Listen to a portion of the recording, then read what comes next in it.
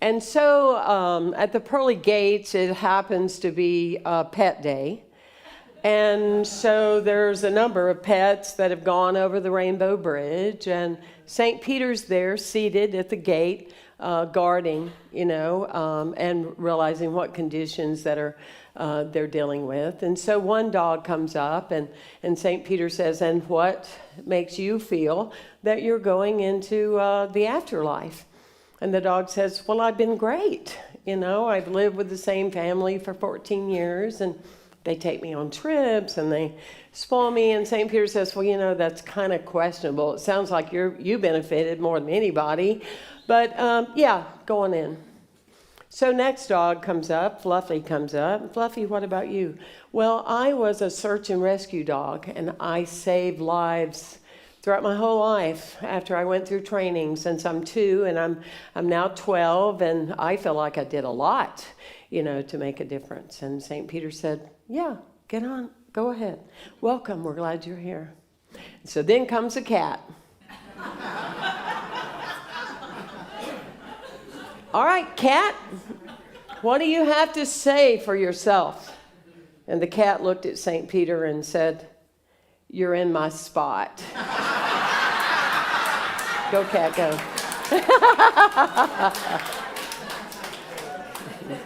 Mm-hmm. There's a longing of knowing the world's a better place because we lived.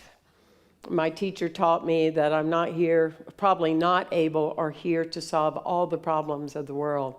But one thing with clarity and grace is to have the intention of not being one of those problems, not being that, and to be a difference maker. And as we know, we don't have to look far to find something that we can participate in or to attend to.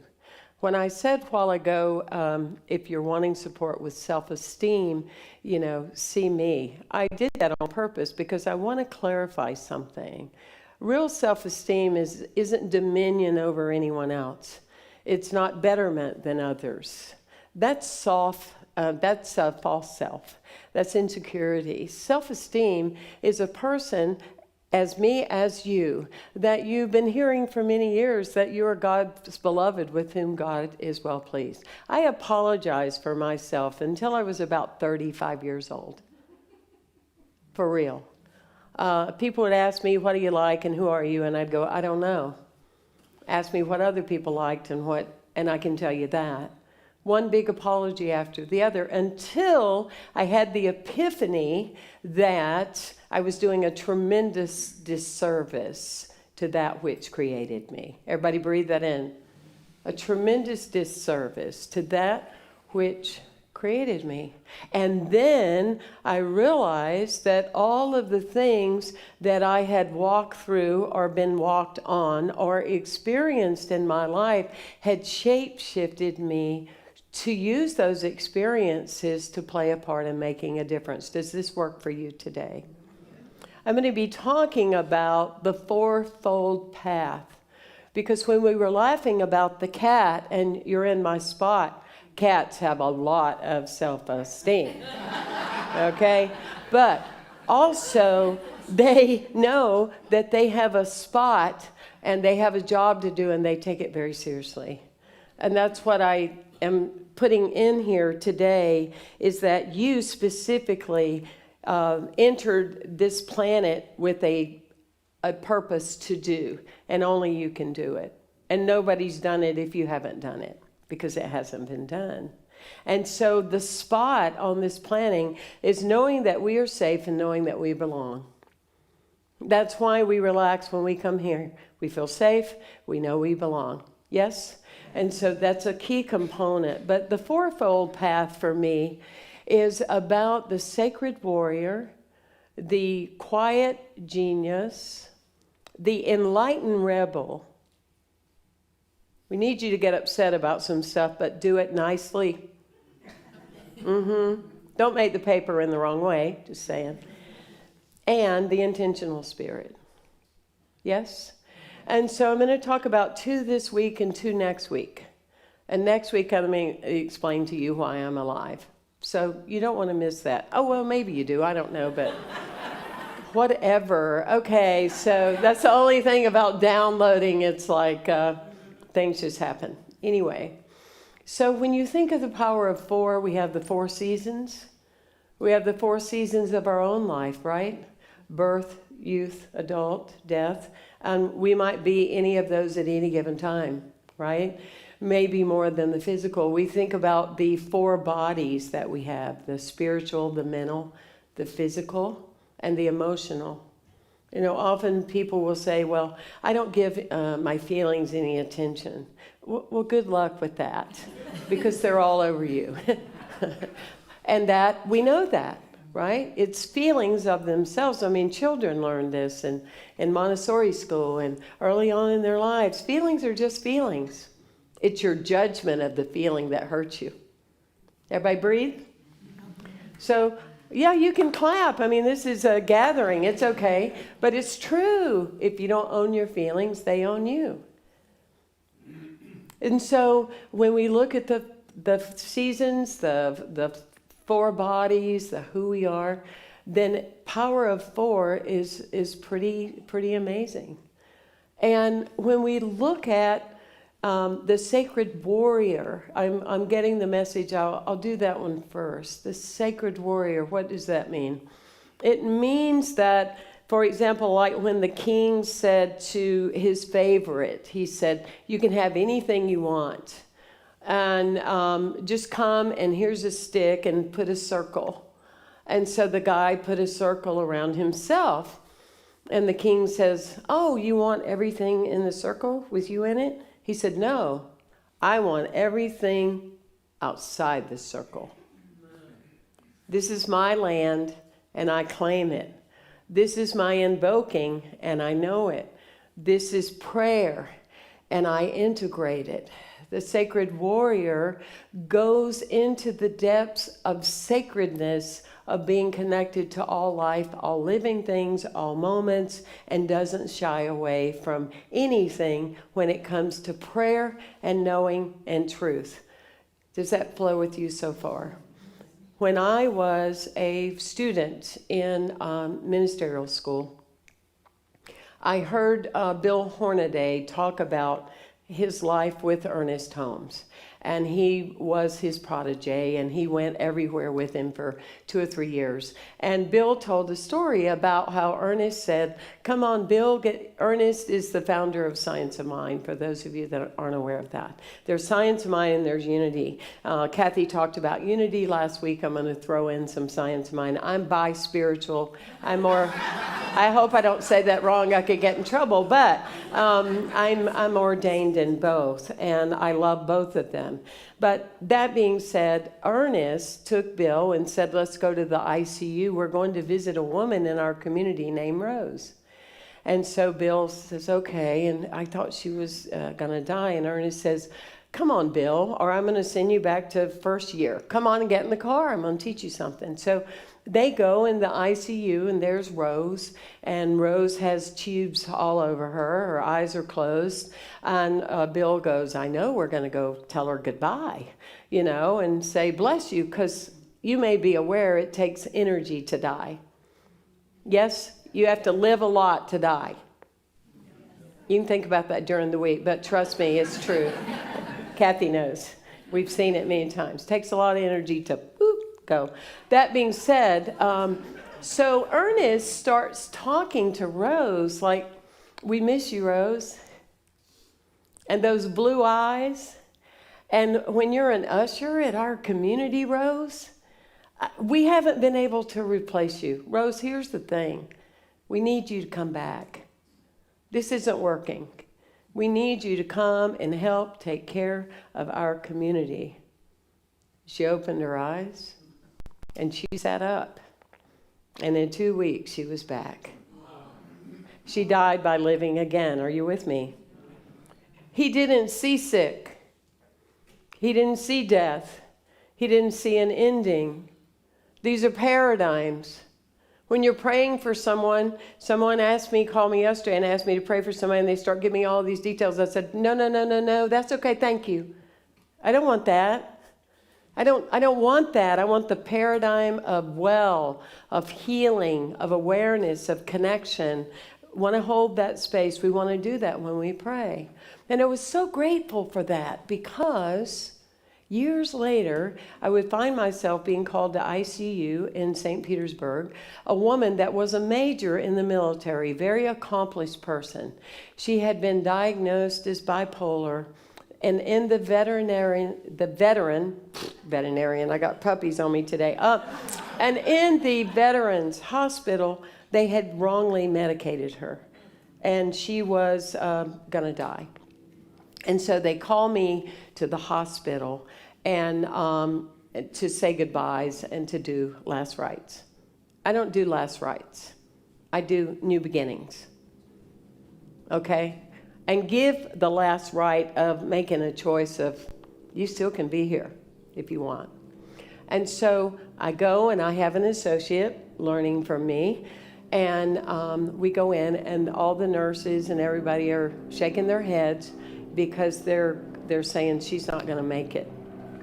And I look at my dear friend and a chaplain at the church I'm serving, and she can blink her eyes and she can move one knuckle. That was it.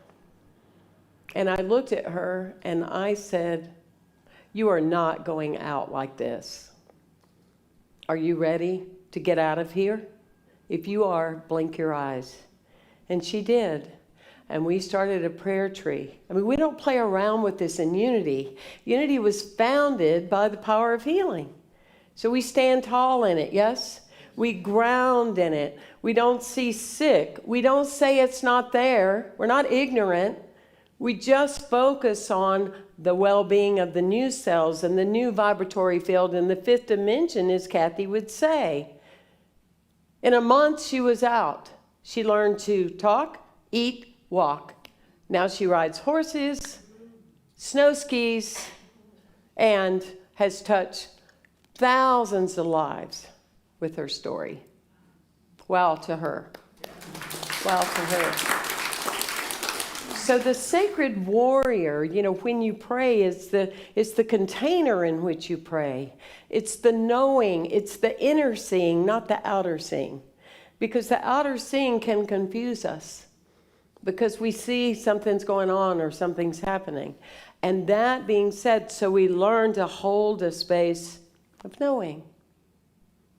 One of the things I grab hold of when I'm feeling weary, not small, but weary, is I go to this place that says, I may not know, but there's something within me that does. Say it with me. I may not know, but there's something within me that does. Because we are infinite, yes? Is this working for you? So the other part, and this is something that happened in January, what I want to talk about is the quiet genius. The quiet genius is anytime there's quiet, it activates healthy living for all of us. There was really something powerful about when we used to be asked to take a time out. Many lost that. They shouldn't have. Right? Quiet, everything can feel off kilter. But in the quiet and in the silence, we activate our spirit. And nothing that was huge or worth neurosis is worth it. It dissipates. And so we go into that space, and our soul talks to us then and tells us this is a blip, and we got so many lifetimes yet, and we've had so many, and it's okay. Quit trying to tell your daughter what to do. Whichever one of you is doing that, I don't know. But so the quiet genius, it can be that. It can be people that hold spaces and never need credit. It can be that. It can be the anonymous folks that touch people, change lives, build dreams. It can be that. In January, BB and I took off in the car to go to a cruise. I'm a cruise leader. myself and another partner. We own a cruise company. And we're going to San Diego and spend the night and go off on the ship the next day. And so we're en route there in the car, San Diego, and we stopped to get gas. And I love to pump gas, okay? And so I said, I'll do that. And while we're at one of those huge truck stops, you know, it's 2,200 steps on your Fitbit just to go to the restroom, you know, one of those, you know. And so the point is, I go to get out of the car, my leg won't work. My right leg will not work. It won't bend. I can't bend it. I have excruciating pain going up through my body. And I called forth what I used to do as a teenager. I pretended it didn't happen. And I sat back down and said, let's have a do-over. Still, leg wouldn't work. Immense pain. I hobble, drag my leg, going to the restroom. And I go, I don't know what I've done, but maybe by the time we'll get there. And I felt so blessed by people in Santa Barbara returning my call, the chiropractor, this one. I say, this is going on. We get to the hotel. It's like my chi is gone. You ever felt that way? It's like you're like a balloon with a hole in it. You're still there, but you're like, your chi's just totally gone. You just look, you know. And so I am in so much pain. And I keep forgetting that I even have it because I'm not in the memory at this point. This has just happened. And I go to sit down and I yell and, you know, everybody jumps and it's excruciating. And I tell the co-partner, I said, I don't know what I'm going to do and I don't even know what this is. But what I know for sure is I don't want to tell everybody else because I don't want to answer 30 times. I love people caring, but I need to be inside and figure out what this is. We get in the cruise ship. He calls, I've got you a handicap room. Don't worry about it. You don't even have to show up all week. I went, I'm not going down that road. No. So I start seeing the acupuncturist. I went so much during the week that I think she felt a little guilty, so she donated to my nonprofit. But I went every day. But my leg, and I was telling Bibi, the last 5 years of my mother's life, her right leg wouldn't work. She did this. Took her 92 steps to go to the restroom. The bravery and the courage of what she would do just to make a cup of coffee. So I'm telling Bibi, I hope I was compassionate enough with my mom. I know she used that little, grabber stick, pull up her pants, get ready, what she would go through, and I was doing the same. Could you help me pull up my pants?